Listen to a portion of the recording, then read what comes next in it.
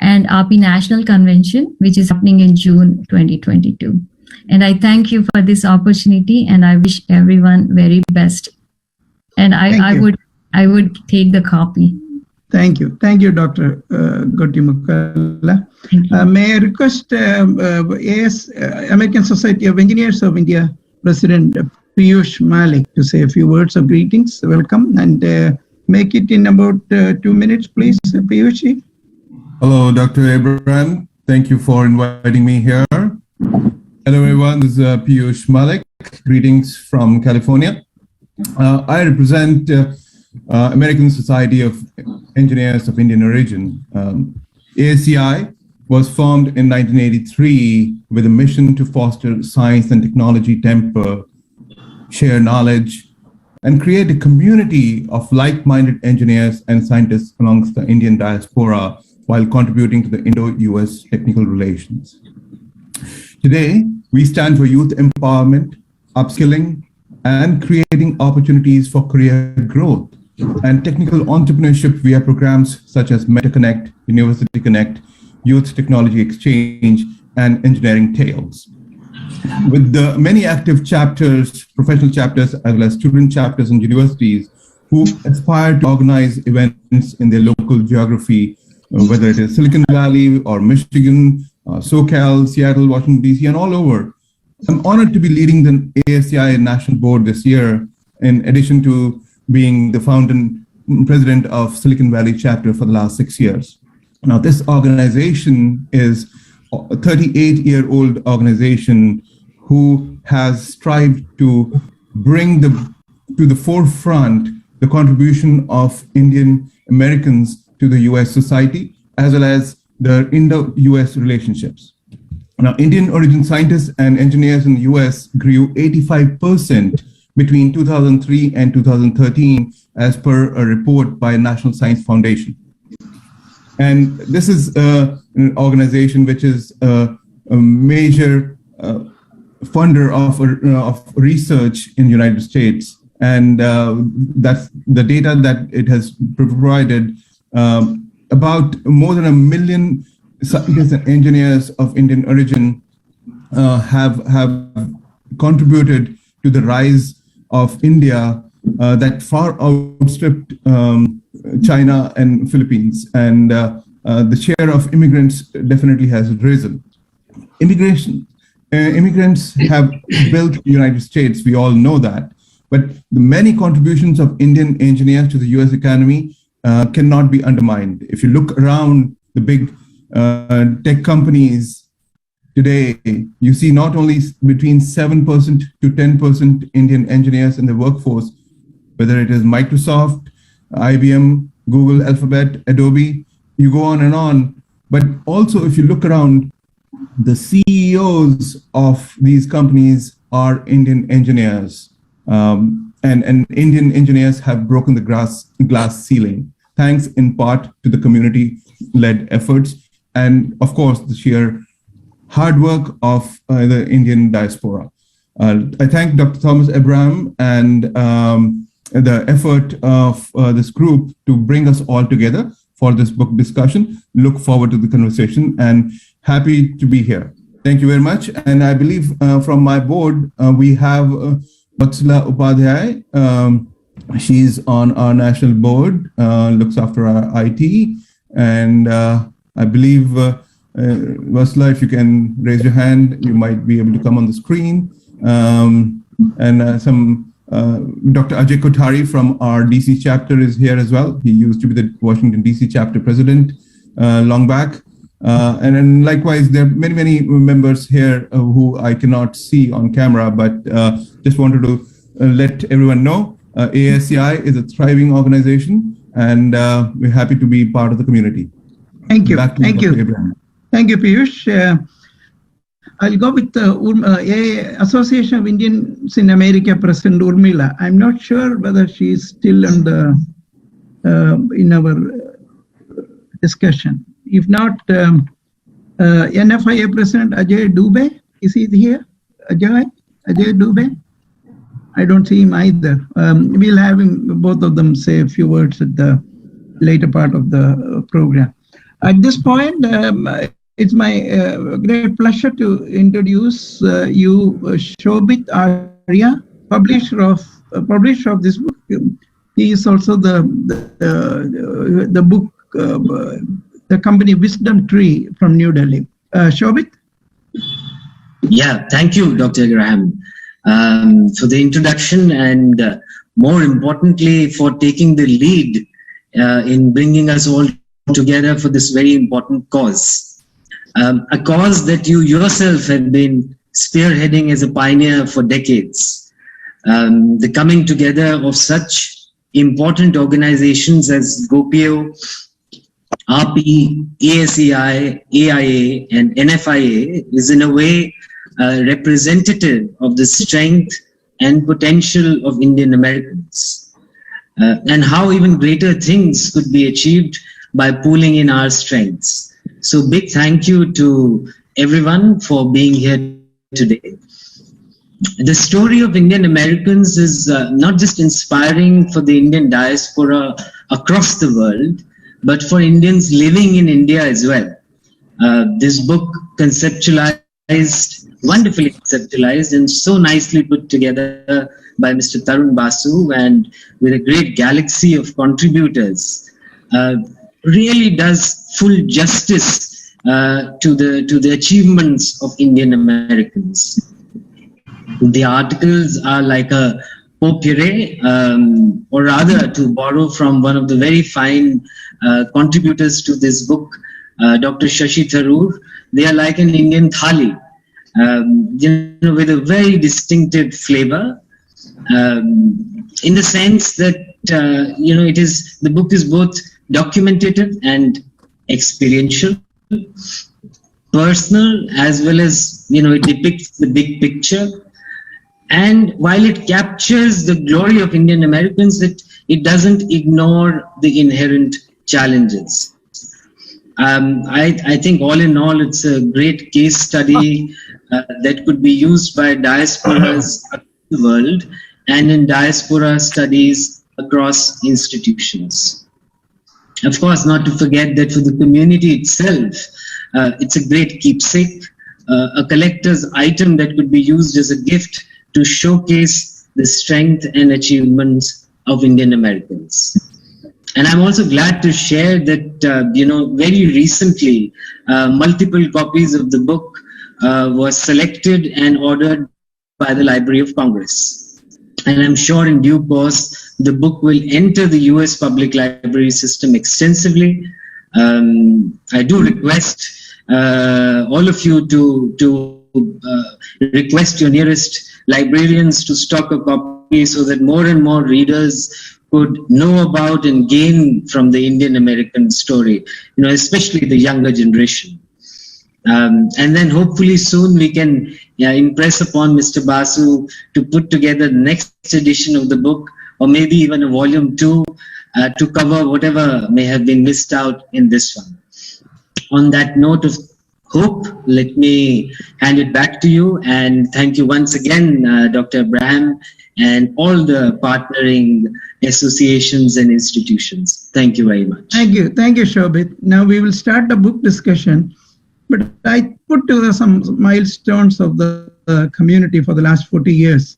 Personally, I've been involved in the community for the last 47 years, and the milestones briefly, when we look, without including the pre-independence community mobilization, the first national organization was formed for the Indian community in 1968 by Association of Indians in America. We were categorized in 1980 census by the efforts of AIA. The first convention of Asian Indians in America in 1980 by the Federation of Indian Associations of New York, of which I was the president for 5 years. Formation of NFIA in 1980 at the convention. The India Day Parade in 1981 in New York, covered by all the media, including New York Times and the various televisions. Formation of FIAs in major cities and India Day parades and large India festivals all over the country. First White House briefing in 1983, effort by the Indian American Forum for Political Education. Sambat Shivangi, of course, represents that group now. He's in the discussion in this group just now. And also NFIA. They put together that White House briefing. Of course, formation of AAPI and ASEI, that was in 1980s. Then Simpson-Macaulay bill was on the family reunification categories, combined efforts of all the Indian community groups. We could keep that family reunification clause, which provided the migration of people, large migration of people from India. First large Diwali show in New York by AIA in Manhattan in 1985. First sub-cabinet level appointment of Dr. Joy Cherian as EEOC commissioner, that is 1986. That was the first time any Asian Indian come to that category. The first President Reagan opening the White House to meet the representatives of Asian American community. 2 of us from the Indian community could meet him at that time. That was in 1986. 1988, stopping massive military aid to Pakistan. NFIA played a major role in that. First convention of people of Indian origin, GOPIO, was formed, and PIO and OCA card was proposed to Government of India. And of course, Government of India did the Pravasi Bharati Divas 14 years later. Asian American Hotel Motel Association formed in 1989. In the 1990s, First Lady Hillary Clinton appeared with the NFIA Independence Day celebration and with AAPI, and President Clinton appeared with a AAPI convention. 2000s, in the year 2000s, Bobby Jindal was elected first congressman and again first governor. Achievements in the Silicon Valley, many Indian Americans breaking glass ceiling, and many Indian American breaking glass ceiling to become president and chairman of multinational companies. 2010's decade, in that decade, large number of appointments by President Obama, of course President Trump, and now continued by President Biden. And we also want to mention Madison Square Garden for Prime Minister Modi, and of course Howdy Modi in 2019. Kamala Harris elected as US Senator in the 5 years earlier. Then Diwali stamp. Then Senator Kamala has elected as a Vice President. Friends, the Indian community groups have helped in all these milestones. May I request now Mr. Editor of this book, Arun Basu, to speak. Arun? Thank you, Dr. Abraham, for putting this together. And it's been a wonderful audience here. And as you were talking, I realized that I know you since the 1990s, because I set up the Bureau of India Abroad in New Delhi, way back in 1987. And I think you set up GOPIO in 1989, and I know you from the 1990s. So we go back a long way. Before I start my submission, I would like to recognize the presence of some of the community leaders here, including those who spoke before me. Dr. Arun Kumar, the President of AAPI, Mr. Piyush Malik, the President of ASEI, and I hope they are there by this time, Dr. Umilesh Arya, the IA President, and Ajay Dubey, the NFIA President.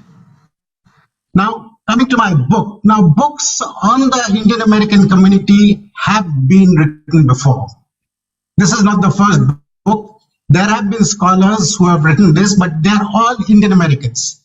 The uniqueness of this book lies in the fact this is the first time a book has been written on the community by people who are somebody outside the community. I have never lived in America. The maximum I've lived there was for 2 weeks, maybe, very short durations. I've lived all my life in India, but I have close engagement with the US and Indian Americans in my professional capacities since the 80s.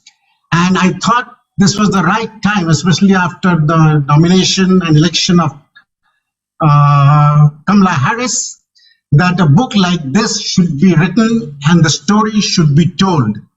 So basically, the book is a result of the intersection of my professional trajectory and the, what should I say, the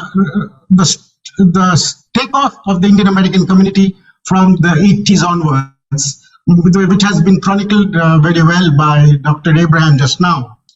You know, when I started my engagement with the India Abroad, I set it up the Bureau of India Abroad, which not many of you would know here.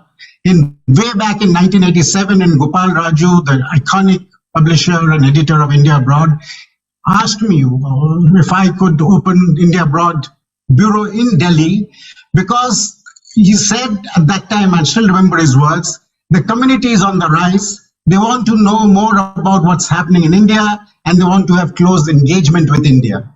And remember, when he was talking about that, that was the time there was no internet, and it was still almost just entered the satellite age in India. So he had the foresight to set up a satellite link with India, and that's how the India Abroad, the first community paper, which opened a bureau in India, and my engagement and my link with the community started back then. That was also the time when people like Kumar Barve, who was the first Indian American legislator who became the assemblyman in the Maryland Assembly, then Swati Dandekar and Sadhvi Chaudhary in Massachusetts, Swati Dandekar in Iowa, they made news. And their election to these assemblies made big news in India. That was also the time when people like Dr. Kalpana Chawla, Hargobind Khurana, Subramanya Chandrasekhar, Indra Nui, Sabir Bhatia, Dr. Siddharth Mukherjee, they were the ones who were making news. And that they in some ways symbolized the rise of a community which till then was not really that much known. So this book is all about how a small community from a developing country with low income levels, low literacy levels, went to another country, established themselves, and in the space of a single generation, not just have the highest income, but also highest education levels. And that's a story I thought, and my publisher supported me, that was a story that needed to be told all over the world. So this book is a result of this discussion that we had, that the books have been written before on the community by Indian Americans, but this was a high time. This story had to be told in all its manifestations, in all its facets, to the world at large. And I thank Dr. Abraham once again for getting the diaspora from various parts of the world to this webinar that we are having at this moment. Now, Indian Americans are known to be there in every conceivable field. I don't have to tell the audience here about it. There is no field where the Indian Americans have not shown. In fact, the one field where Indian Americans were lacking was perhaps sports. But last year or earlier this year, even in junior Wimbledon, a young Indian American made news by winning the junior Wimbledon, Samir Banerjee. And so there was not one area where Indian Americans have not made their mark. And this is a community which is now, well, just about 4 million, which is 1% of the population. And much of this, what has happened, this rise, was also because of the mobilization of the community, the consolidation of the community, and the role of the community organizations. And see, I must, a little bit of my personal story I have to, tell you here. I have not been all along with India Abroad. At some point, I had parted ways with them, set up an agency which was an offshoot of India Abroad, the IANS, which was initially the India Abroad News Service, which was then spun off and became Indo-Asian News Service, which became the niche news service called IANS India. And although I had then became a India headquartered news agency, I kept up my contacts with the Indian American community, traveled with various Indian prime ministers, and I think I have made at least 3 or 4 visits to the White House with various prime ministers in the course of my last 30 years or more that I have been in the media. And every time I went and visited the White House and attended various prime ministerial events, I realized met not just the community leaders, but also the community achievers. And then by the time I had, gone into a different career path, but after I had stepped back from the media world a couple of years ago, I thought, there was this epiphanous moment, which actually I've started my book with, when on August 11, 2020, Kamala Harris was nominated as a Democratic candidate for the vice president. It suddenly occurred to me that with the years of my engagement with the community, the amount I've written, my visits to the White House, my visits to various community organizations, my meeting with various community leaders like Dr. Thomas Abraham and others, high time these stories need to be told. And what better time to tell this story than now? So that is how this book came around. And this came about in a record 5 months. Books are written over several years, but this book had to be written in 5 months because the publisher said that if you have to write the book, you have to give it by a certain deadline, and which means we were taking a chance, because if Kamala Harris lost, then the interest would have dipped immediately in the community. But we took that risk, went ahead, and the publisher backed me to the hilt, and we came out with this compendium by the early January or February. It's a book of 16 chapters, plus including the prologue and the epilogue to 18. And it has 19 authors. I'm sorry, in today's, the 4 authors that we have here, we don't have any women, but there are 4 women also in the authors.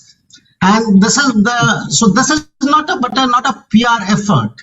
This is not an effort at glorification of the community. It is a compendium of the community's achievements over the last few decades, their history, their rise in various sectors, and the stories told by people from each of these areas through their lived and viewed experiences. So nobody should think that this is a kind of a glorification of the community. There's also an alternative viewpoint, which is written by 2 women authors, Shamita Dasgupta and Sujata Warrior, who did not agree with the prevailing view that the community is all a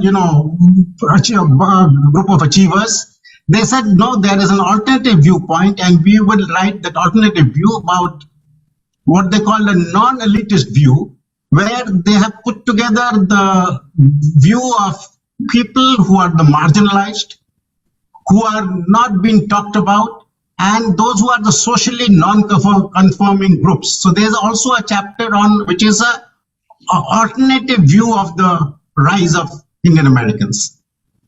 And there's also a chapter from the millennial point of view, again written by a woman, Lakshmi Parthasarthi. So the chapter which is the one chapter that I had written about is basically about the struggles and the struggling immigrants to political influences, the rise of the community. And a lot of this material or the information that I got from that chapter was from Dr. Thomas Abraham himself, and talking to a range of community leaders who told me the fascinating stories from the rise from the 60s to when the first immigrants went there, the Immigration and Nationalization Act of 65, the first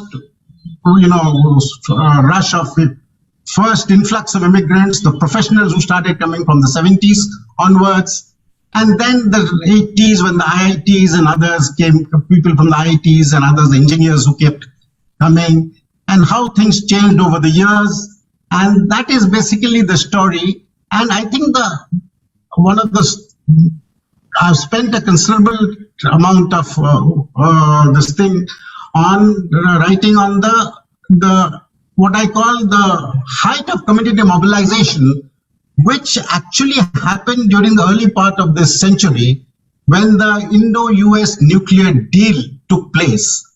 And the kind of mobilization, how all the community organizations, whether there's GOPIO, whether it's NFIA, whether it's AIA, whether AAPI and others who came together to support the Indian government and the Indian embassy in pushing through the Indo-US nuclear deal and convincing their congressmen and senators that this was something that needed to be supported. And their efforts were acknowledged by no less than President Bush himself. And he acknowledged that publicly and said that, without the help of the community and the mobilization and the effort at political messaging, this nuclear deal, which happened in 2006, may never have happened. And that, I thought, was the zenith of the community mobilization and consolidation, and that Dr. Abraham talked about, and that many of you have talked about. So I will stop here for now, and there will be a lot of questions and answers. But this is a book which is very different from what the books that have been written on the community earlier, and I think it will be worth your while for all the community leaders here and other achievers here to not just read the book, but to promote this book, because it's a story that has to be told not just to your children, your grandchildren, but people around the world. Thank you so much. Thank you. Thank you, Tarun. I forgot to mention about that nuclear treaty in my milestone. That was a very, very important achievement. In fact, our own GOPIO chapters had a lot of town hall meeting with many congressmen just to promote that particular cause. And we were able to achieve that. I also wanted to recognize, before we get to other speakers, my co-host is Dr. Nirja Arun Gupta. She is the chair of our GOPIO Academic Council and Vice Chancellor of Sanjay University of Buddhist and Indic Studies. And she will compile all the questions. Thank you, Nirja-ji, for joining us. So please put your questions in the chat room. She is going to compile it, and she is going to bring those questions after all the speakers are spoken. Also wanted to recognize our GOPIO team who are present here. I see them only now. Harbachan Singh is our international coordinator for North America. Bal Gopal Veliyat from coordinator for South Asia. And then NFIA, we have Mrs. Lavanya Reddy. He's the Executive Vice President and going to be the new president of NFIA. Past President Sudeep Gorakshakar and Subhash Shazdan. Thank you all for coming at this point. It's my great pleasure to introduce our good friend. He's the author of the chapter, Indian Americans as Ambassadors of India. Ambassador T.P. Srinivasan, former ambassador to the United States and permanent representative of India to the United Nations in Vienna. And he also served as governor of India of the International Atomic Energy Agency in Vienna. Currently, he is Director General of Kerala International Center in Thiruvananthapuram. Ambassador T.P. Srinivasan. You have to unmute. All right. Thank you, Thomas. I'm very happy to be here. It's rather nostalgic to see the faces of Indian Americans and also these organizations which I dealt with. Talking about the chapter I wrote, I think there is a need to write the story of the Indian Embassy and the Indian Americans also. And that is not highlighted very much. Most of the achievements of the Indian Americans are accounted for by their associations. But embassy's role is not to highlight their responsibilities or roles, but it is acted as a catalyst throughout.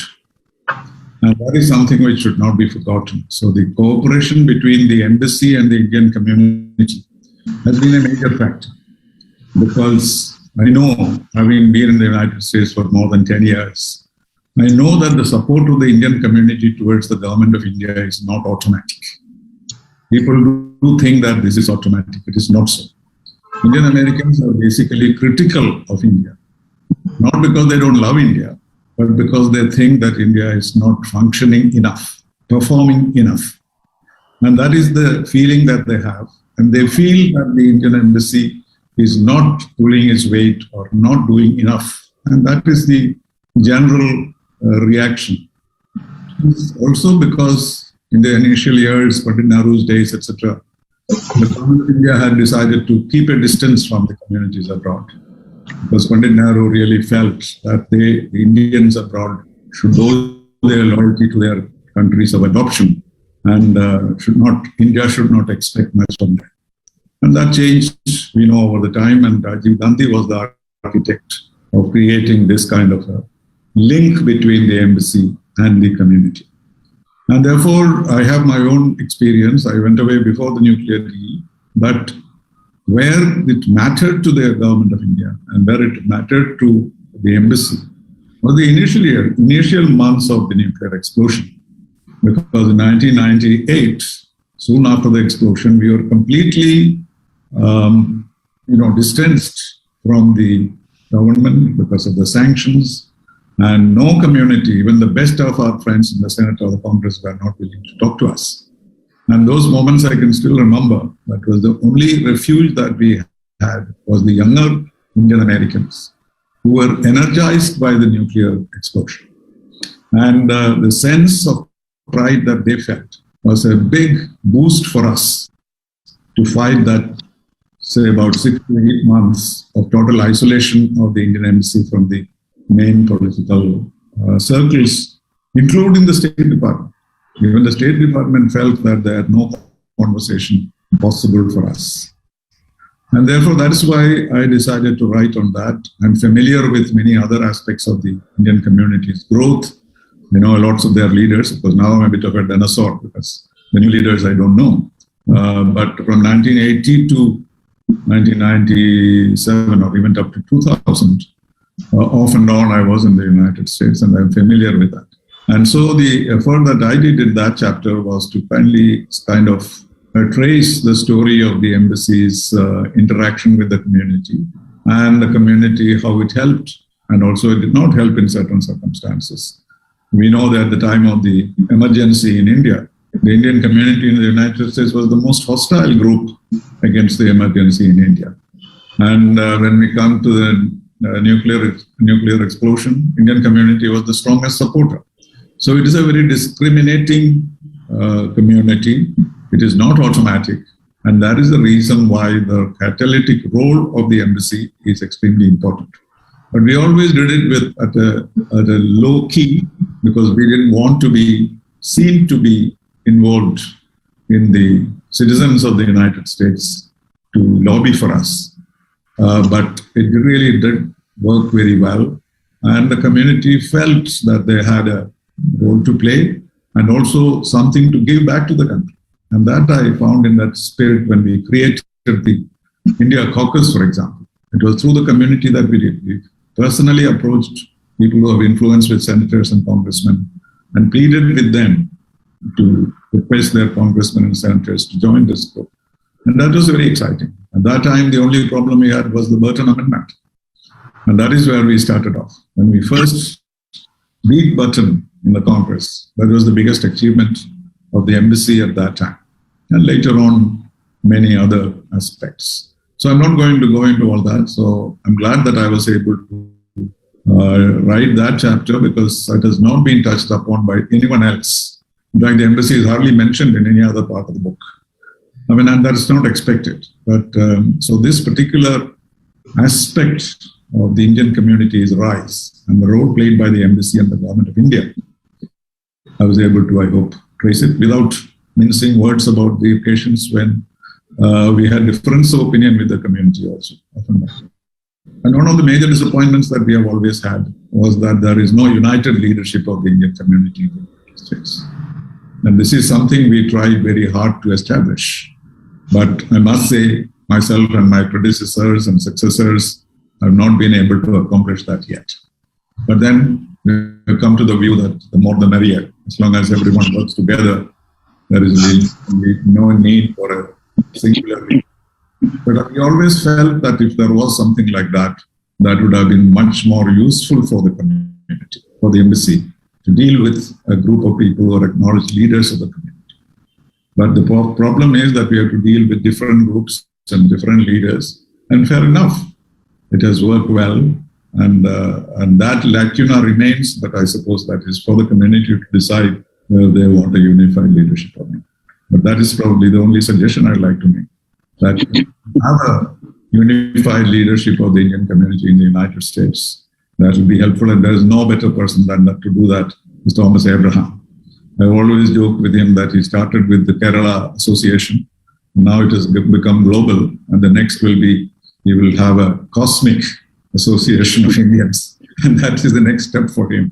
And so he would naturally be the leader of a united and unified leadership of the Indian community, and that would be a matter of great pleasure for all of us. Thank you for inviting me. It is, as I said, nostalgic, not only to meet all of you, but also to talk about times gone. But most striking thing that happened recently was President Biden's remarks about the Indian community. I don't think any other president has said in so many words that he said the Indian community is building the United States every day, he said.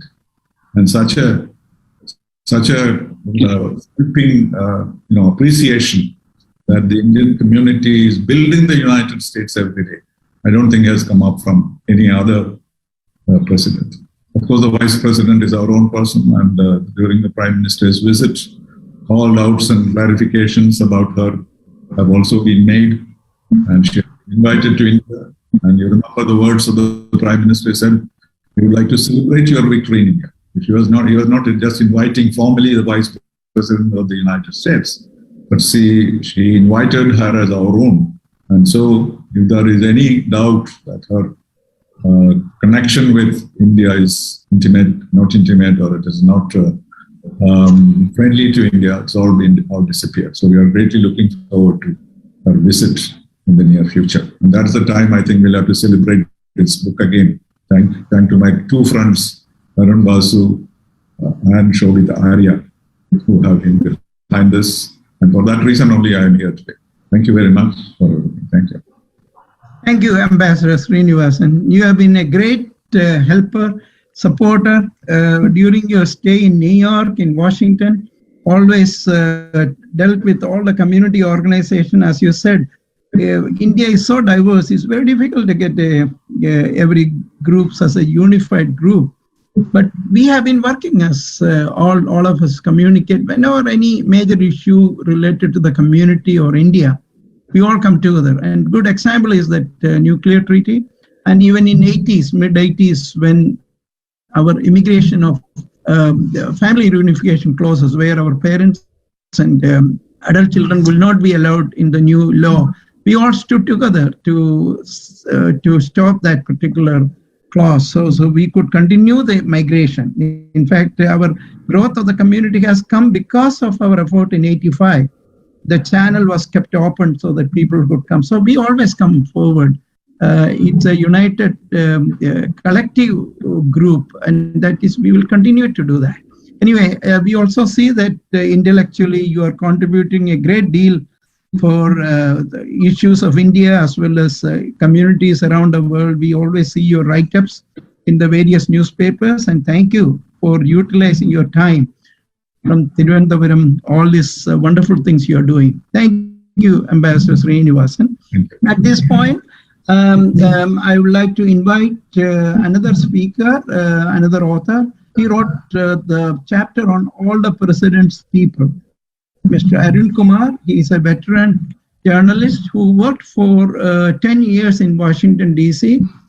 as correspondent of IANS. Arun? Thank you so much for inviting me to this discussion about the book. And Can you speak a little more loudly, Arun? Yeah. First of all, thank you so much for inviting me to this discussion about the book. And before that, thanks a lot to my friend Tarun for inviting me to write this chapter. It was like, for me, it was like revisiting Washington from where I worked for about more than 10 years, writing about everything that the Indian Americans are doing there. Now, again, writing about this chapter kind of reminded me of a song of a 1967 Hindi film starring Raj Kapoor, which says, "Around the world in $8." In a way, that song also sums up the incredible journey of Indians in America. They all came to the US in search of the American dream with just $8 in their pockets. For that was the sum they were allowed to carry from foreign exchange strapped India in the 60s. Those $8 have indeed taken Indian Americans a long way, from less than 10,000 people in 1965, when President Lyndon Johnson opened the doors wide for them, to over 4 million strong, and the daughter of one of them occupying the second highest office in the land. Not only that, Indian Americans today are the most affluent, most educated, most philanthropic, and least dependent on government aid. And in 2019, they remitted a total of $12.7 billion to India to swell India's reserves to $642 billion. I think it's a pretty good return on investment of $8, I would say. I think Indians are so good at everything they touch. As Nikki Haley, the first Indian American politician to get cabinet rank as US ambassador to the UN under Donald Trump, put it. So no wonder from Republican Ronald Reagan to Democrat Joe Biden, US presidents from either side of the political divide have given top government jobs to Indian Americans. What is called, building on, as he says, building an administration that looks like America. Biden has put a record 50 Desis, as South Asians call themselves, his White House team in key jobs, including his speechwriter, Vinay Reddy. Biden and other presidents before him have not put Indian Americans in positions of trust in the corridors of power, as my chapter heading says, for the color of their skin or the country of their origin, but for their accomplishments and a capacity to get things done. And community organizations have played a key role in getting them to a place where they have come to exercise an influence far beyond their numbers in the US polity. Desis were not on the radar of White House before the 80s. A few political appointments were through individual contacts with community organizations, doing little in promoting our candidates, as Dr. Abraham has written elsewhere. So it was only in August 1986, during the presidency of Reagan, that Dr. Jan Pillai, founder of the National Association of Americans of Asian Indian Descent, became the first Desi to get a senior level job in the federal government. Now, I, for one, became witness to the role played by the community organizations in the rise and rise of Indian Americans when I came to Washington as the INS correspondent a couple of months after President George Bush visited India. That was in May 2006. I saw how then Indian ambassador to the US, Ronan Sen, turned to Swadesh Chatterjee-led Indian American Forum for Political Education to rally the community around the landmark Indo-US Civil Nuclear Deal. From AAPI, AHOA, FIA, PAN IIT to US-India Political Action Committee, they all came together under the umbrellas of US-India Friendship Council to mount what Sen later called the biggest community mobilization of any community for a single item. From bombarding the lawmakers on Capitol Hill with letters explaining the significance of the deal to organizing a DC Chalo bus ride to Washington, they did it all. And it paid off, with then US Undersecretary of State Nick Burns calling the sealing the deal as the Indian American lobby's coming out party.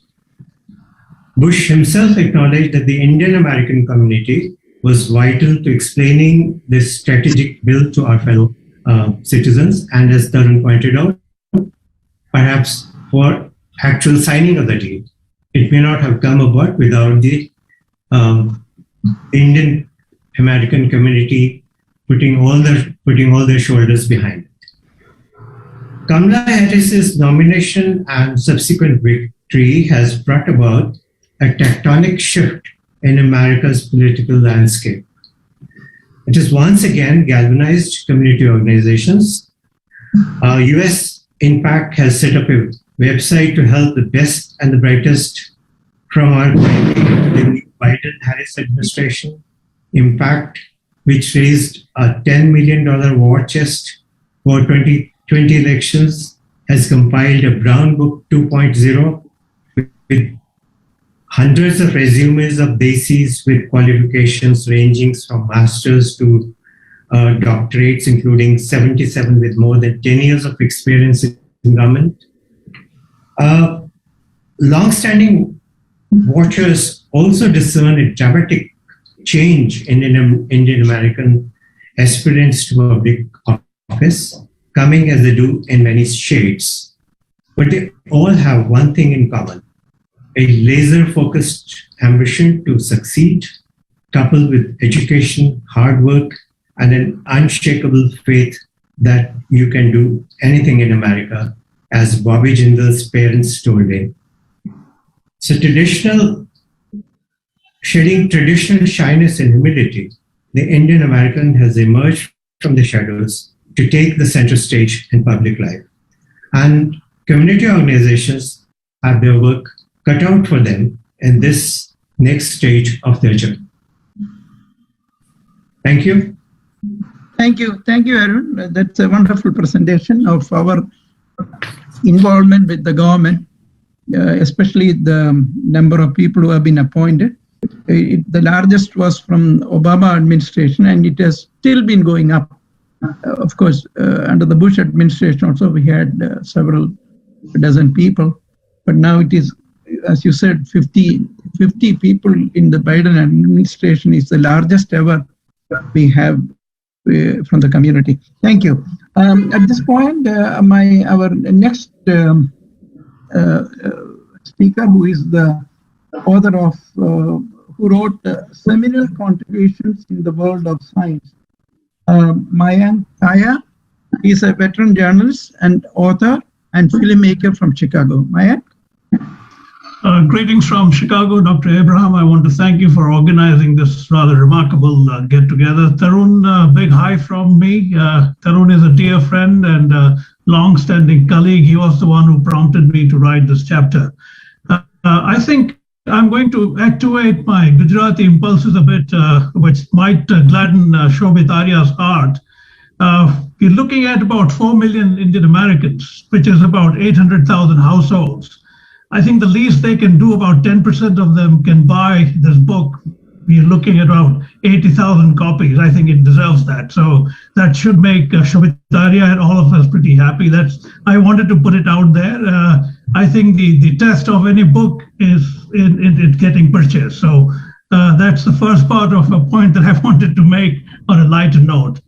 It's been my long-standing case that as a class of professionals, scientists, engineers, and medical specialists are the only people who make fundamentally transformative contributions to our civilization. And that's one of the reasons why I chose to write about scientists and engineers and others in the US. My personal background is physics, so I do gravitate towards that. In my chapter for the book at the Center of Excellence, Seminal Contributions in the World of Science, I have attempted to highlight some of that.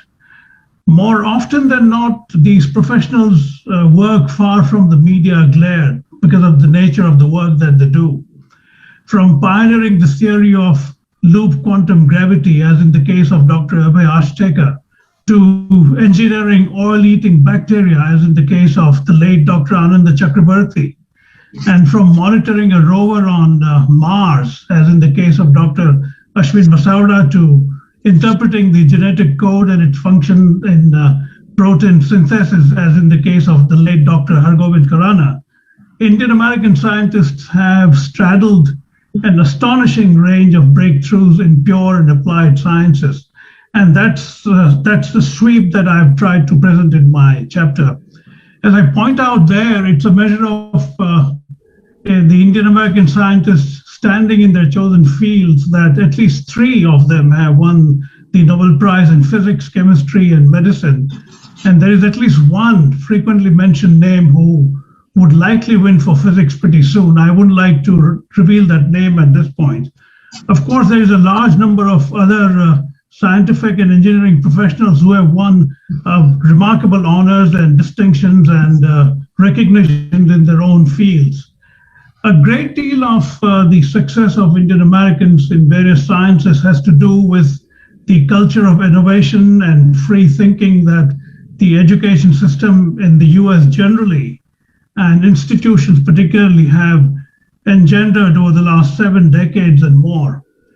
Nowhere is the remarkable strength of America in affording egalitarian pursuit of excellence more evident than in the case of the 15-year-old Gitanjali Rao, a much feted and awarded inventor, author, and passionate promoter of STEM. From developing a device called Tethys, based on carbon nanotubes to monitor the quality of water, to creating an app to combat cyberbullying, she has been able to explore her passions unhindered by any societal stresses. I cite her example as a young entrepreneur, in a sense, to illustrate where the country's strengths are. I think I would keep it a bit brief because a lot of people have to speak still. Just to conclude, I think I'm a bit dismayed at the fact that at the level of pure science or applied science, I don't see a great deal of back and forth between India and the US in a manner that would transform a country of 1.3 billion from purely scientific and applied sciences point of view. I think there is a great deal that needs to be done, and hopefully a book like this would trigger some of that interest. And with that, I want to thank all of you for being here on a Saturday morning. It's a pleasure. Thank you very much. Thank you, Mayank. In fact, our contribution in science and technology and engineering enormous, and you have really put together all those our achievements in that. Thank you. Before we go to the last speaker, the last chapter editor, I want to recognize Umilesh Arya. Dr. Umilesh Arya is the president of AIA. Umilesh, can you come for a greetings? We have already talked about AIA's contribution, but if you want to say a few words of greetings, Umilesh. Chitranjan, can you unmute? Can you get her come in? Umilesh, if you can come. She's the president of the National AIA. Good morning. Can you hear me? Yes. Yeah. Can you start your video, please?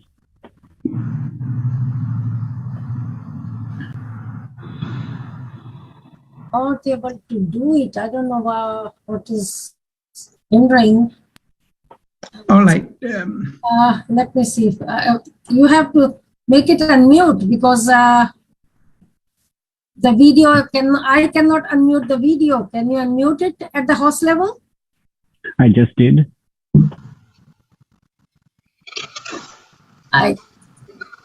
The audio is unmuted, but video is not unmuted. All right, we'll come back again at the end after the next speaker. May I request the last speaker, this is the Heritage. He is also the media coordinator for AAPI. Ajay Ghosh, he is the chief editor of Universal News Network and also the media coordinator for AAPI. Ajay, you come in. Thank you, Dr. Tamsin Abraham, for this opportunity and hosting this very important discussion. At the very outset, I want to thank Tarun for trusting in my ability to profile the story of the American healers. That's why we named the chapter. And I also wanted to thank Shobit Arya for being the great publisher who took on this challenge of doing this great book in a very record time. And I also want to thank AAPI for giving me the opportunity to work with them for the last about 10 years now. It's been wonderful knowing several very hardworking, very dedicated, selfless people who have given their life for the health of the world. I have been touched by many of them who have gone beyond, how they have instilled hope in people who come in a very hopeless manner because of their bad health. Also, I have seen the doctors going into rural Indian towns and villages where they provide free medical care to patients who are often neglected, who do not have access to good health. So those moments really made a huge impact on how the Indian American doctors here have gone beyond, and they are touching so many lives here in the US and abroad. Coming back to the chapter I wrote on the rise of Indian American doctors, I divided the chapter roughly into 4 areas.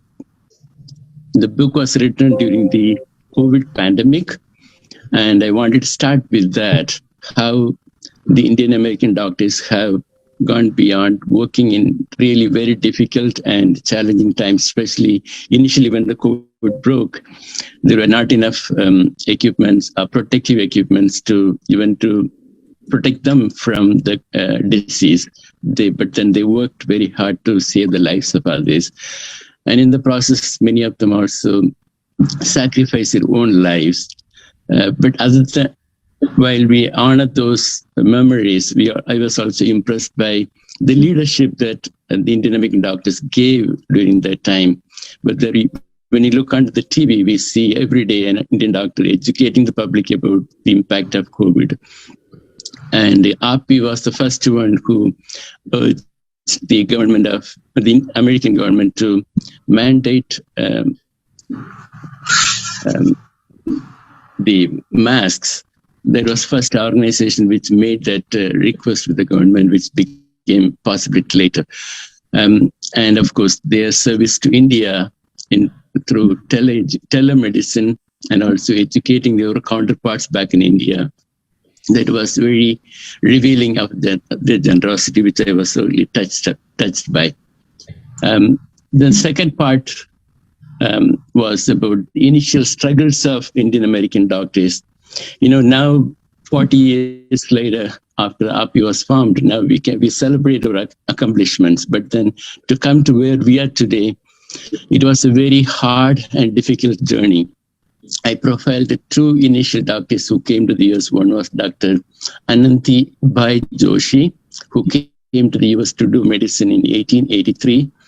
And then secondly, there was Dr. Subbarao, Ellapagada Subbarao, who came in the early 20th century. And the discrimination he suffered at Harvard and other places, but his contributions to medicine are very enormous, which probably not recognized well by our doctors in the US as well as the American medicine, I would say. I think a really detailed number of paragraphs on his accomplishments and his contributions, I think. But then the second part of the initial struggle was when after 1965, when floodgates were opened, there were so many doctors who came in, but then to practice medicine in the US, it was very tough. It was not easy task. And AAPI and there are several other doctors who had worked very hard with the government, lobbying with the US government to provide equality in recognizing the Indian degree here, and they could also, like the other local doctors here, they could practice medicine. So that was a very challenging task, and I really admire the initial pioneers who took on the government and then consistently advocated for our rights, and that's why we were able to practice today. And today we are one of the topmost, I think, much loved, much admired group of Indian physicians. As Dr. Anupama initially said, we treat about every 7th patient in the US. There is an accomplishment. And also we are much sought after for our kindness, the compassion, and the skills that we have, or doctors have.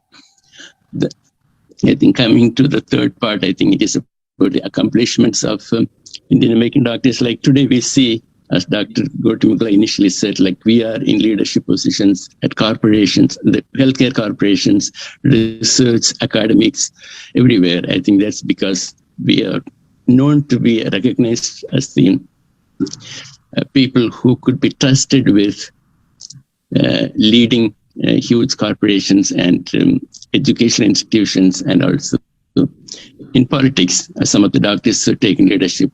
And the culmination of all is Dr. Vivek Murthy, who was appointed as the Surgeon General of the United States. That is a huge accomplishment for us. And finally, I wanted to, touch upon contributions of Indian American doctors in the US as well as back home in India. Every year, the AAPI organizes Global Healthcare Summit, through which they educate their counterparts. They also provide care. They also collaborate with the government of India, non-profits in India, corporations or hospitals in India, to provide education, as well as they support various projects, and also help with the Indian Medical Association. They collaborate with how to improve the quality of education and make it as an international, at par with international standards. So those are the 4 areas I've touched upon.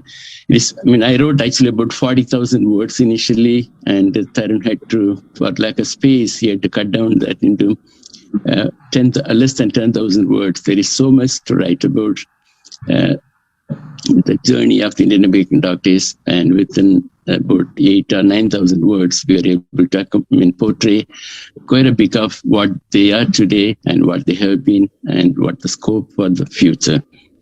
And once again, I thank you to GOPIO, NFIA, and AAPI, and AAPI, of course, for the opportunity. And also, I want to especially thank several doctors who are present today to support this book, and also me in a personal way. I thank each one of them. Thank you. Thank you, Ajay. You have been a great community supporter all these years.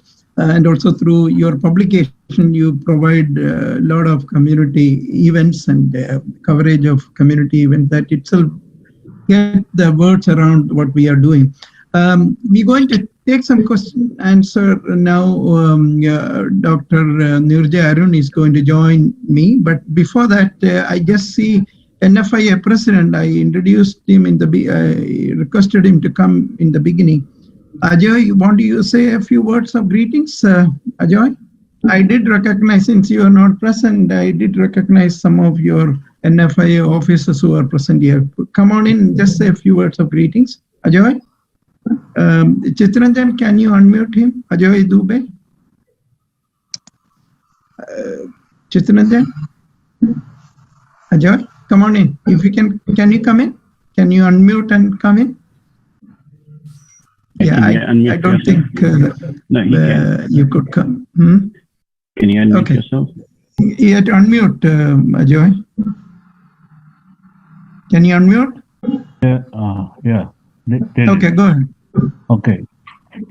Thank you very much for calling us for this honorable meeting we are going through. I am a current NFIA president. My name is Ajay Dubey. I live in Los Angeles, and NFIA is the umbrella organization from 1980, and it is about 41 years age. And all these people all over US, by default, they're the member of this NFIA. So we have FIA plus all the organization. They can join. We want them to join to this NFIA. I think AAPI is to be our member, AHOA, and all other umbrella organizations. We request them to join and make this NFIA better again.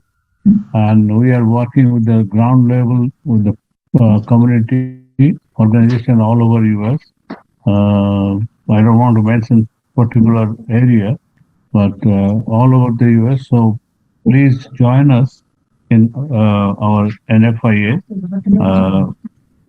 team, all the umbrella, because FIA, AAPI, all this started from our NFIA, as far as I know.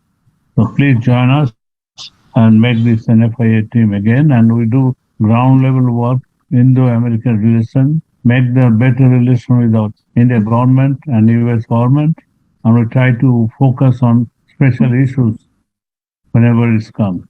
Just like we did happen on the Bangladesh, some killing and Hindus, we did took out and went demonstrated there with the help of all the community. Thank you very much for this great session. Thank you, Ajoy. Umilesh, can you, Dr. Yes, Umilesh, you can hear me. Just for greetings. I'm sorry, its video is not working, but you can hear me. Can I? Yes, just give a brief greetings. Yeah, go ahead. Thank you so much. Good morning, everybody. And thank you very much, Dr. Abrams, to make me part of this important meeting.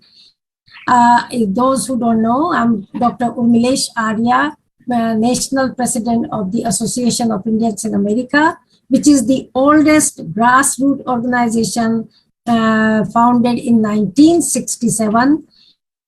And in 1987, we started Diwali at the South Street Seaport of Manhattan to bring the community together and make our heritage and culture to be mixed in this melting pot.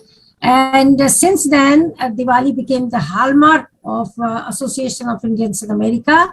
In 2003, we started Diwali in the City Hall and in the Gracie Mansion and got the Diwali listed in the City Hall as a Christmas day. And it is announced on the actual day of Diwali by American media that Happy Diwali to everyone. And parking is suspended in all the 5 boroughs of New York City on actual day of Diwali.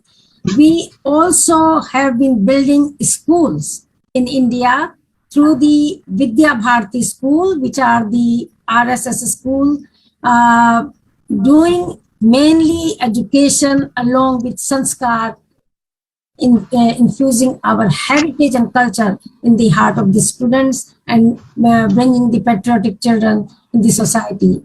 And also, it's a great community news that we started with the help of Dr. Piyush Agarwal. We did the Diwali in the White House in 2003.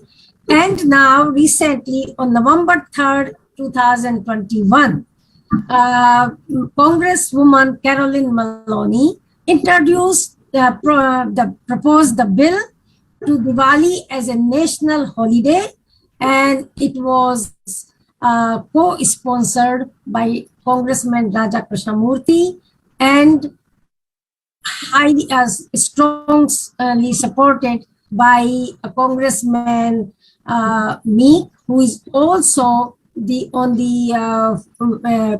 chairman on the foreign relations. So this bill is already there in the Congress committee, and I hope we get the success. The thing you are doing is a very good thing. This book is a great book, and I am not sure how can we participate as a organizations include their chapters or how they because I joined late, I'm sorry. So you can explain me a little bit better, and we will do our best, whatever we can do. Thank you very much. Thank you, Dr. Umilesh Arya. We talked about AIA before you came in. In fact, I did mention that you're the first organization started post-independent, because before independence happened, there was a big community mobilization, but AIA was the first one to start as an organization. So we now go to the question and answer.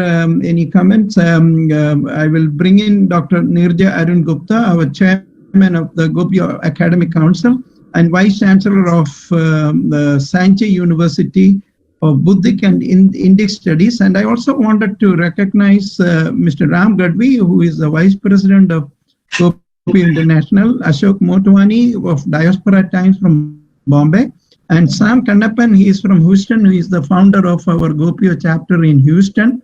Of course, Sambat Shivangi, I mentioned, he is the current president of Indian American Forum for Political Education.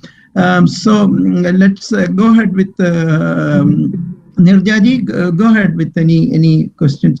We have about 10 minutes, I think, to take up some questions and answers. Nirjaji. Greetings to everyone present here on this wonderful session today. First two questions directly to Ambassador Srinivasan. The first looks like a generic question that do you think Y2K was an inflection point in recognition of Indian American diaspora where Indian talent was recognized? Ambassador Srinivasan, can you come in? I hope you are still there.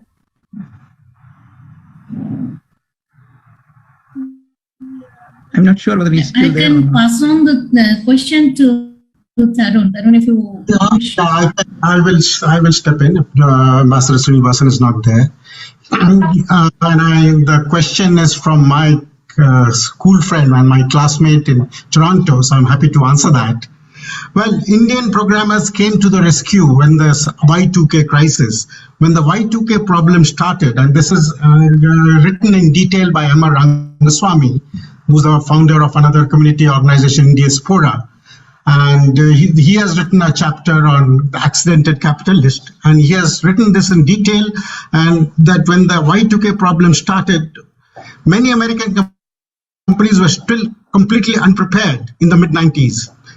The chief information officers knew their aging mainframe backbones that ran on ancient languages like COBOL and Fortran would not accommodate the calendar turning from two-digit years to four-digit years in the next millennium.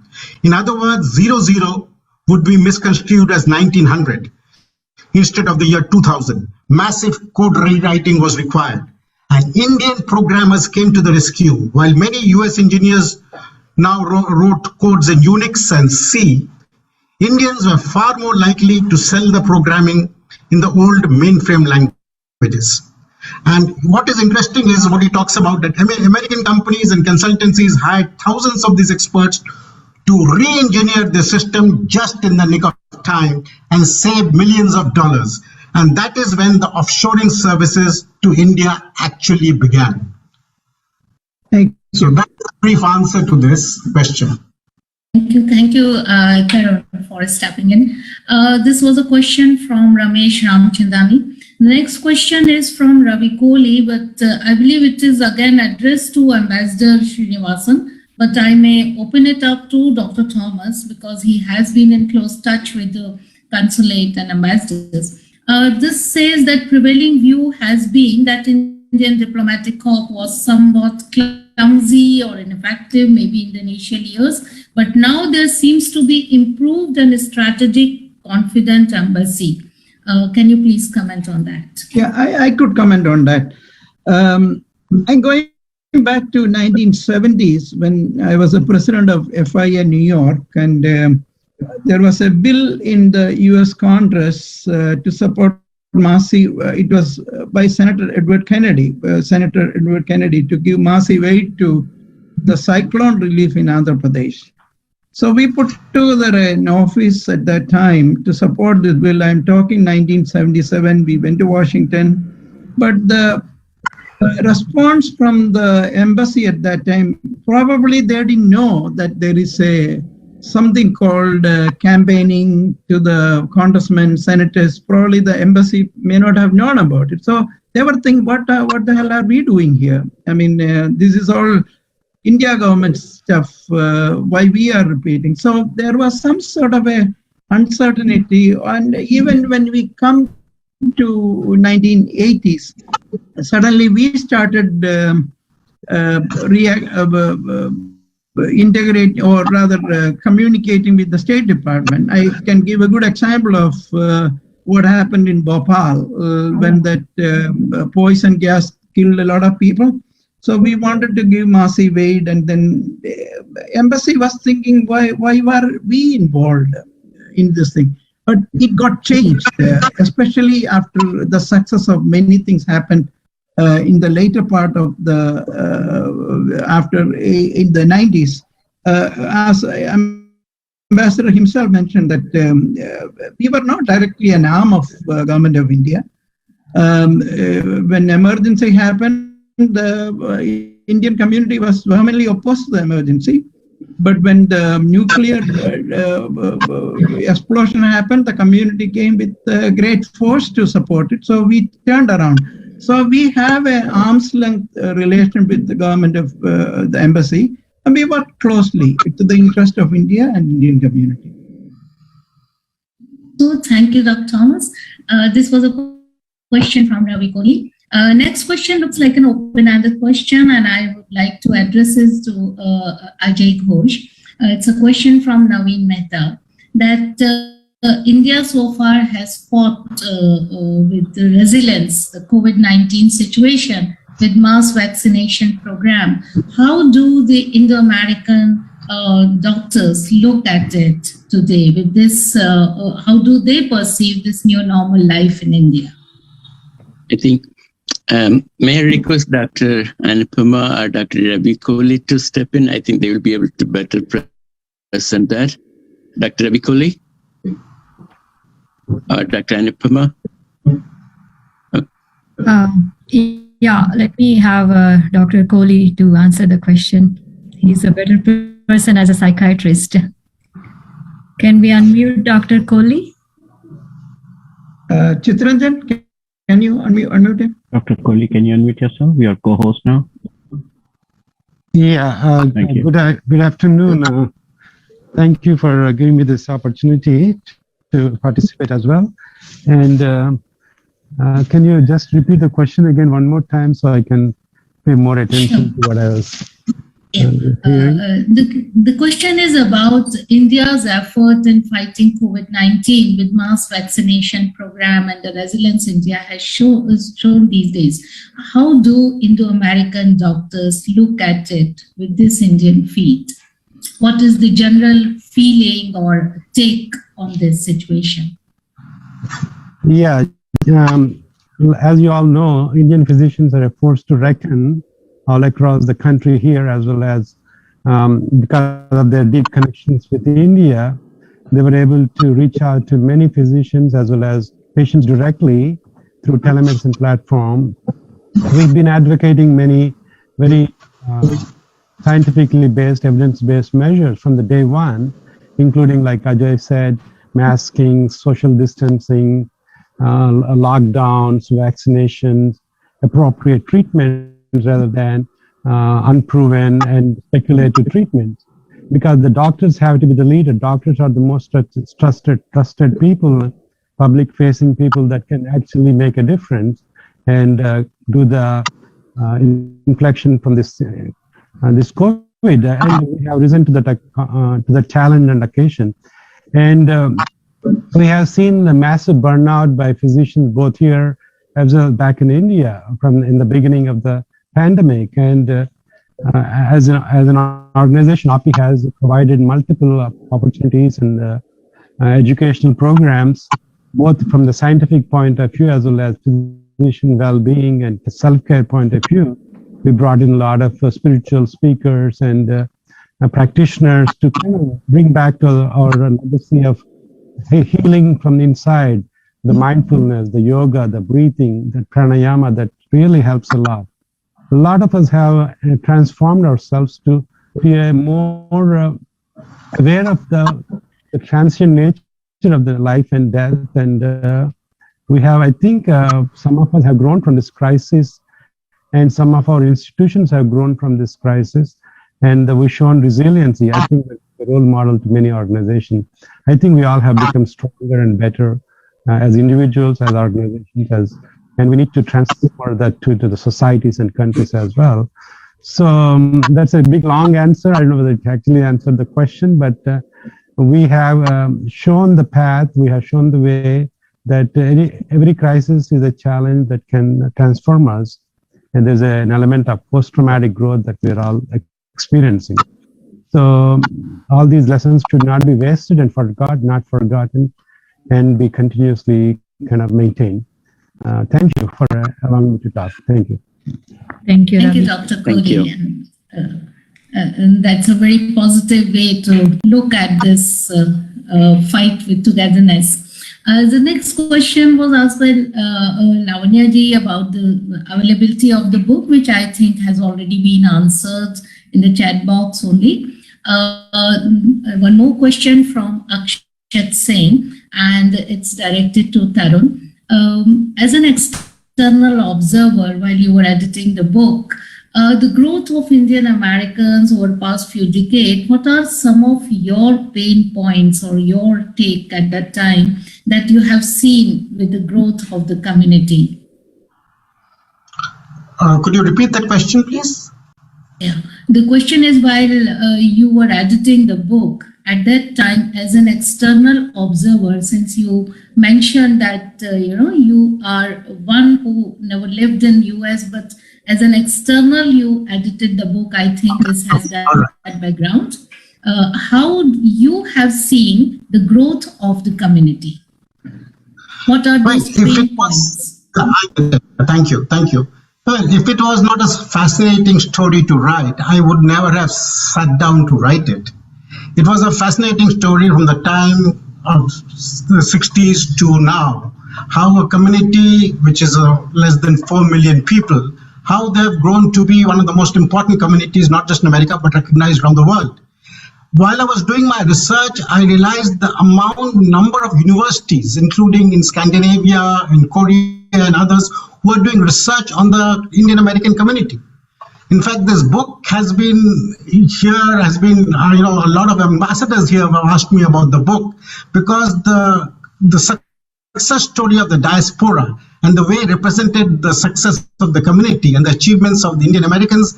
And in a way, what are the Indian Americans? They are in a way a microcosm of the larger Indians back home. And they have been one of the best ambassadors of the country. And in many ways, that the image of India that America and the world has changed considerably because of the success of the Indian Americans. India was earlier looked at through, those stereotypes of sadhus and fakirs and beggars. And I want to look at the way Indian Americans are portrayed even in mainstream films and soap operas and television serials. It is a large measure to the success of the Indian American community, and that is the story that one sat down to write. And as I delved into it, and as I talked to more and more people, and in this way, when we are talking now, this whole discussion was about the rise of community organization.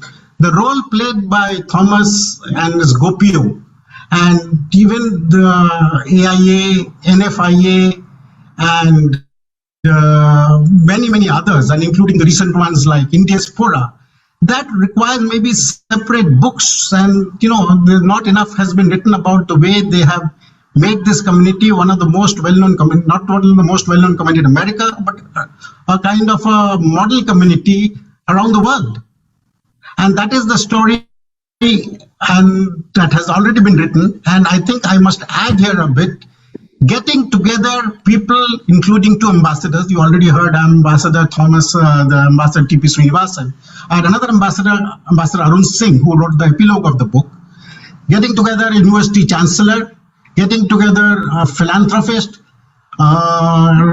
getting together leaders in various fields, and including 5 top journalists, including the redoubtable Aziz Hanifa, who has written the chapter himself on Kamala Harris, because he was the only Indian American journalist who has interviewed Kamala Harris to date, and that is, of course, before she became vice president. So this was not just a story waiting to be written, but it was, felt very proud that this were people who were part of us, and they have gone to another country and became a shining light for the rest of the country and the community around Indians around the world, which is now about 30 million Indians strong, 30 million Indians around the world. And GOPIO today, I think, represents most of them and has chapters around the world. So these similar stories can be written about Indian achievements in other countries as well. So this was an occasion, and I thank Dr. Abraham for putting this together and to have this wonderful audience to not only talk about the role of Indian Americans, which is now well known, and I hope this book does well, not just in America, but around the world. But probably, in the years to come, similar such stories would be written about how Indians who have gone to other parts of the world have made not just the community, but the country proud. And the story is waiting to be written. And as you know, I will just quote from my chapter that the Gautam Mukunda, who was the Center for Public Leadership, Harvard University, says people in US believe that Indian Americans today are capable of becoming leaders in the nation. We are at an early stage, but there's a lot to be excited about 2020 and beyond. So I believe the story has just about started, and Indians will be more and more at the decision-making table. As Kamala Harris said after election, those who come after me, it's good that we have come here, but the door will be left more open for others to come and follow the path we have trailed. Thank you so much. Thank you. Thank you so much, Tarun. I think I was about to sum up with this question asking from Shobit that this is a very important year, 75th year of Indian independence. Do you really plan a series of having these books, as Tarun just suggested, that efforts of Indians in other countries or continents, do you plan like that? So that should be the culmination point of the questions tonight. Thank you. Thank you, Dr. Nirja Arun. I just wanted to mention that she is the Vice Chancellor of Sanjay University. That university is starting a diaspora studies program. So if any of you are interested, any of your children or anybody whom you know are interested in the diaspora research, please do contact her. Sanjay University is in the public domain. You can reach her out or reach her through me. I can provide the I can do the connection to her. So thank you, and Tarun, thank you, and I will connect some of the groups to you directly, Shobit, if they want to buy the quantities of books in bulk, and I'll connect you. And I really thank. We are going to end this session now. We are about 30 minutes. Wanted to thank AAPI, Dr. Anupama Koti Mukala, Umilesh Arya from AIA, Ajay Dubey from NFIA, and then Piyush Malik from ASEI to joining hands together. So it was wonderful that we could all come together and share some of our ideas and thoughts. This book provided an opportunity. We haven't sat down together for a long time. As organization, we all do our own things. AAPI has the medical group, medical community to take care of. ASEI has the engineering group, and then National Federation, of course, is broader. And AIA also is a direct membership-oriented program organization. So one of these days, we should also come together otherwise to talk about our common concern, how we can put together a front in terms of looking after the interest of the community and India. So we are closing the program right now, and Chittaranjan, can you do the recording, stop the recording, and those who want to stay back, and we are going to unmute everybody. Those who want to say something, we'll spend another, since we have this forum, everybody here, but the official program is over. Thank you all. Thank you, Shobit. Thank you, Tarun. So everybody is unmuted. If anybody wants to make any comments, you can just unmute.